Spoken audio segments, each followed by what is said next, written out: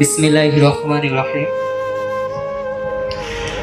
যেতে হবে বহুদূর, তাই এই ছেঁড়া বাঁধন, বিরহ ব্যথা দূর মনে বইছে হাসি আর কাঁদন।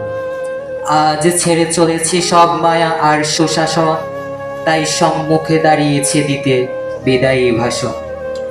আলহামদুলিল্লাহিল্লাযী ওয়াসসালাতু ওয়াসসালামু আলা রাসূলিল্লাহি সাল্লাল্লাহু আলাইহি ওয়াসাল্লাম ওয়া আলা আলিহি ওয়া আসহাবিহি আজমাইন বিরহমাতিকা ইয়া আরহামার রাহিমিন। আম্মা বা'দ, ফাআউযু বিল্লাহি মিনাশ শাইতানির রাজীম। বিসমিল্লাহির রহমানির রহিম।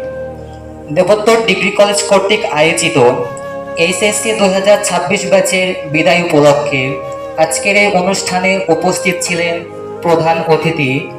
এছাড়াও উপস্থিত আছেন আমার অত্যন্ত শ্রদ্ধাভাজন একজন নীতি নির্ধারক উপাধ্যক্ষ জনাব মোহাম্মদ রফিকুল ইসলাম হেলাল স্যার। এছাড়াও এখানেও উপস্থিত আছেন আমার প্রাণপ্রিয় শিক্ষক শিক্ষিকারা এবং আমার মতো বিদায়ী বন্ধুরা। সবাইকে আমার পক্ষ থেকে আন্তরিক অভিনন্দন ও সালাম জানাচ্ছি। আসসালামু আলাইকুম ওয়া রাহমাতুল্লাহি ওয়া বারাকাতুহু। আমি প্রথমে শুকরিয়া আদায় করে নিব মহান রব্বুল আলামিনের দরবারে, যে মহান রব্বুল আলামিন আমাদের বাহিরের সকল প্রকার খারাপ কাজ থেকে বিরত রেখে আজকের এই অনুষ্ঠানে উপস্থিত হওয়ার মতো একটা সুযোগ তৈরি করে দিয়েছেন। তাই আরো একবার শুকরিয়া আদায় করি, আলহামদুলিল্লাহ। আসলে আমি প্রথম যেদিন এই কলেজে এসেছিলাম তখন আমার কাছে এই কলেজের পরিবেশটা সম্পূর্ণ নতুন মনে হয়েছিল। তারপর ধীরে ধীরে তৈরি হলো কিছু ফ্রেন্ড আর আমার শিক্ষকদের সঙ্গে ভালো একটা রিলেশন। এভাবে পথ চলতে চলতে 2টা বছর পার হয়ে গেল, আর সেই 2টা বছর আজকে আমাদের স্মৃতির পাতায় ভরে যাচ্ছে।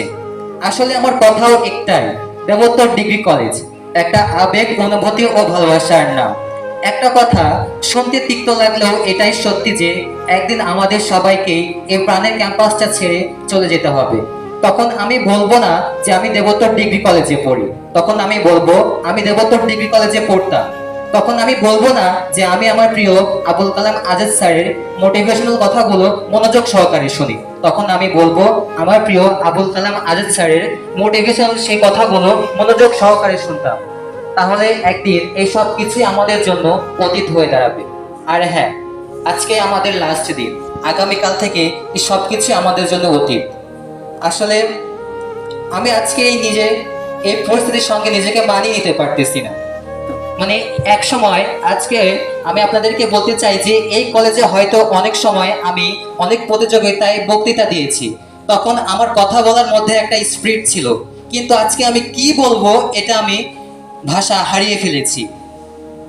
আসলে এই পৃথিবীটা অনেক সুন্দর, কিন্তু আমরা চিরকাল এই পৃথিবীতে থাকবো না।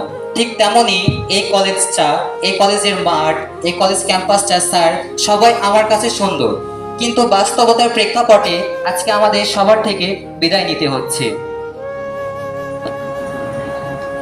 স্যার আপনারা দোয়া করবেন আপনাদের মহান আদর্শ বুকে ধারণ করে যেন দিক দিগন্তে আলো ছড়াতে পারি। আর হ্যাঁ স্যার, আপনাদের কাছ থেকে আজকে যে শিক্ষাটা পেয়েছি এই শিক্ষাটা নিয়ে যেন একজনের হাতে একটা পিস্তলের পরিবর্তে একটা কলম তুলে দিতে পারি। আর হ্যাঁ স্যার, আপনারা আরো দোয়া করবেন যে আপনাদের শিক্ষাটা বুকে ধারণ করে সত্যকে সত্য বলে আখ্যায়িত করতে পারি, যেটা মিথ্যা, যেটা অন্যায়, সেটাকে অন্যায় বলে আখ্যায়িত করতে পারি। প্রত্যেকটা চ্যালেঞ্জ মোকাবেলা করব স্যার। আর স্যার জানি না আপনাদের সঙ্গে হয়তো আমরা অনেক সময় খারাপ ব্যবহার করেছি, যেভাবে আপনারা চেয়েছেন সেভাবে আপনাদের সঙ্গে ব্যবহার করতে পারিনি। আজকে যদি আমরা এই কলেজে না পড়ে অন্য একটা কলেজে পড়তাম তাহলে হয়তো সেখানে আমাদেরকে টিসি দিয়ে দিত, কিন্তু আমাদের শিক্ষক সেটা না করে তাদের সন্তানের মতো আগলে রেখে আমাদের পড়ালেখা করিয়েছেন। তবে আমি ধন্যবাদ জানিয়ে ছোট করব না, কিন্তু আল্লাহর কাছে আমার একটাই চাওয়া, আল্লাহ পাক যেন আমার শিক্ষকদের জান্নাতের উচ্চ মাকাম দান করে।